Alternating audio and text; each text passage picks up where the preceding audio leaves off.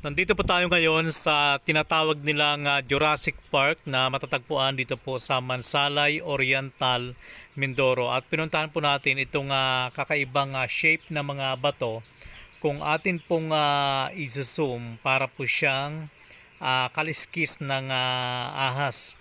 At kapag nakataas naman po yung camera, para po siyang balat ng buwaya.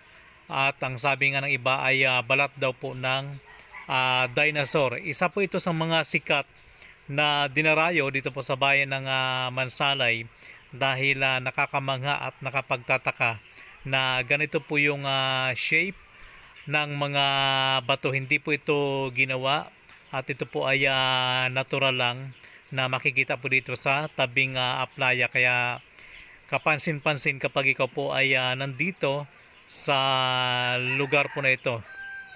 So kung titingnan natin, lalo pa kapag nalinis to, talagang masabi natin na para siyang balat ng isang hayop na buwaya o kaya ay balat ng ahas.